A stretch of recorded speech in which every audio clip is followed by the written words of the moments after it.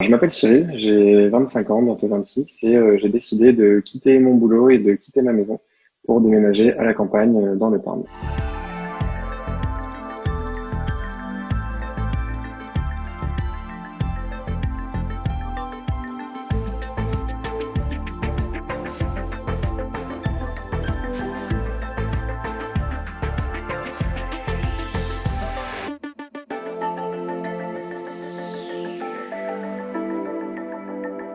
Le confinement nous a vraiment confortés dans notre choix. On aurait vraiment apprécié d'avoir un grand jardin, pouvoir s'en occuper, pouvoir peut-être éviter d'aller en course assez souvent et pouvoir se nourrir plus de notre potager. On a pris conscience que ça nous rassurera vraiment pour l'avenir, qu'on sera peut-être mieux armé pour si jamais il y a une situation telle que celle-ci, on sera plus préparé et plus résilient. En fait, c'est surtout le terme de résilience qui nous intéresse, c'est de ne pas dépendre uniquement du supermarché du coin et de son approvisionnement et de pouvoir vraiment être un peu plus autonome si besoin.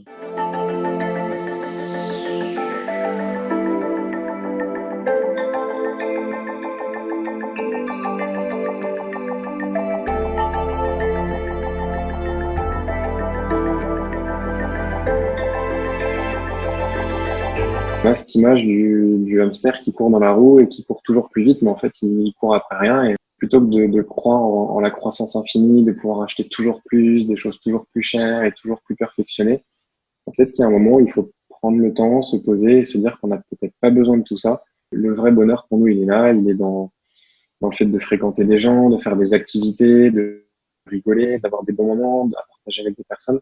Et ça nous rend bien plus heureux que d'acheter la dernière télé ou le dernier téléphone. Et étonnamment, on était complètement dans ce schéma-là il y a encore quelques années.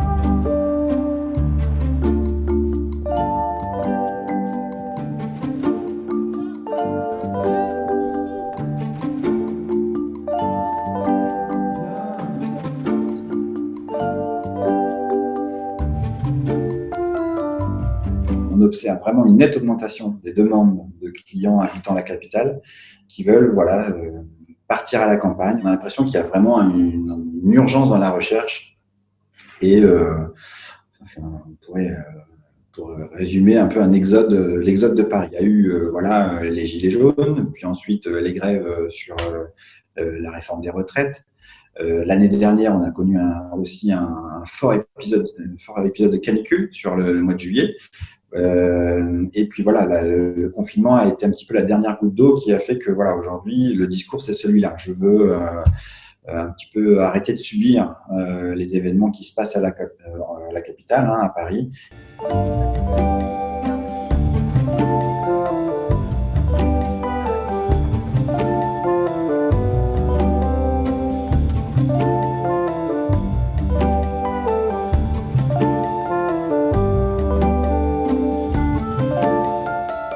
C'était quand même une grande violence en fait ce confinement, donc ça a accéléré les choses, mais ça faisait longtemps qu'on avait l'envie de quitter Paris parce que pour retrouver plus de nature. Paris, c'est une ville qu'on adore, mais c'est une ville qui nous fatigue beaucoup de par sa densité. Enfin, en tout cas, moi, c'était très très fort. Je commence vraiment à saturer du bruit en fait de la ville. Une ville extrêmement bruyante avec très peu d'espace vert et une densité forte. Alors on tenait parce que notre appartement donne sur un square directement, donc il y a de la verdure, il y a des arbres, mais le fil qui nous rattachait à Paris était de plus en plus ténu.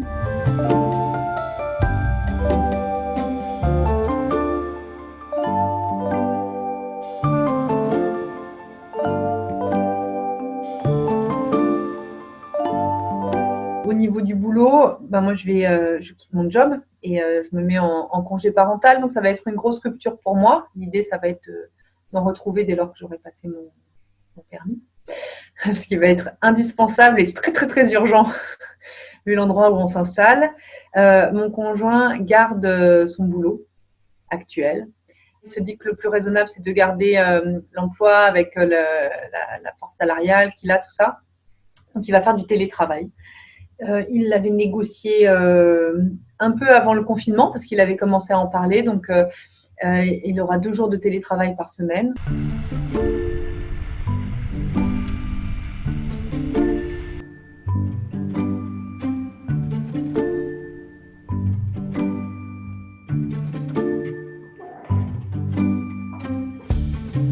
Pendant la pandémie et de manière générale, il y a 2 types de départ à la campagne.